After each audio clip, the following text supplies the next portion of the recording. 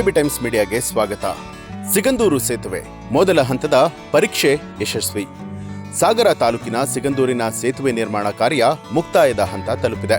ಬುಧವಾರ ಸೇತುವೆಯ ಸಾಮರ್ಥ್ಯವನ್ನು ಅರಿಯೋದಕ್ಕೆ ನಡೆಸಿದ ಮೊದಲ ಹಂತದ ಪರೀಕ್ಷೆ ಯಶಸ್ವಿಯಾಗಿದೆ. ಮೊದಲ ಹಂತದಲ್ಲಿ ಸೇತುವೆಯ ತಾಳಿಕೆಯ ಸಾಮರ್ಥ್ಯವನ್ನು ಹೊರಗೆ ಹಚ್ಚಲಾಯಿತು.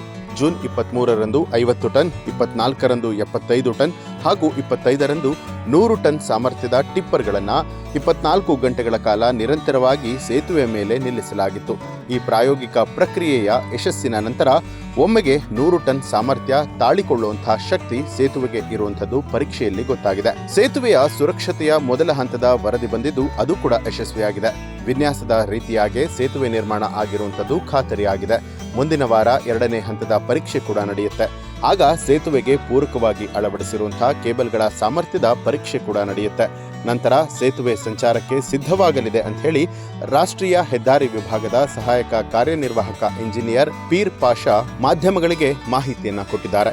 ಶರಾವತಿ ಹಿನ್ನೀರು ಪ್ರದೇಶದ ಮೇಲೆ ಹಾದು ಹೋಗಿರುವಂತಹ ಅಂಬರಗೋಡ್ಲು ಕಳಸವಳ್ಳಿ ನಡುವೆ 2.44 ಕಿಲೋಮೀಟರ್ ಉದ್ದದ ಈ ಸೇತುವೆಯನ್ನ 450 ಕೋಟಿ ವೆಚ್ಚದಲ್ಲಿ ನಿರ್ಮಾಣ ಮಾಡಲಾಗಿದೆ.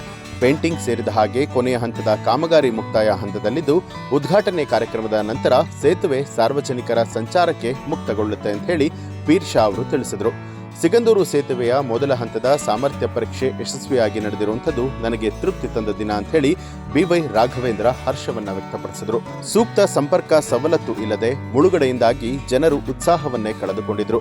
ಇಂತಹ ಸಂದರ್ಭದಲ್ಲಿ ಗ್ರಾಮ ಪಂಚಾಯಿತಿ ರಸ್ತೆಯನ್ನ ರಾಷ್ಟ್ರೀಯ ಹೆದ್ದಾರಿಯಾಗಿ ಮೇಲ್ದರ್ಜೆಗೆ ಏರಿಸಿ ಈ ಸೇತುವೆ ನಿರ್ಮಾಣ ಮಾಡಲಾಗಿದೆ. ಇದಕ್ಕೆ ಪ್ರಧಾನಿ ನರೇಂದ್ರ ಮೋದಿ ಹಾಗೂ ಮಾಜಿ ಮುಖ್ಯಮಂತ್ರಿ ಬಿಎಸ್ ಯಡಿಯೂರಪ್ಪ ಅವರ ನಡುವಿನ ರಾಜಕೀಯ ಕೊಂಡಿಯೇ ಕಾರಣ ಅಂತ ಹೇಳಿದರು.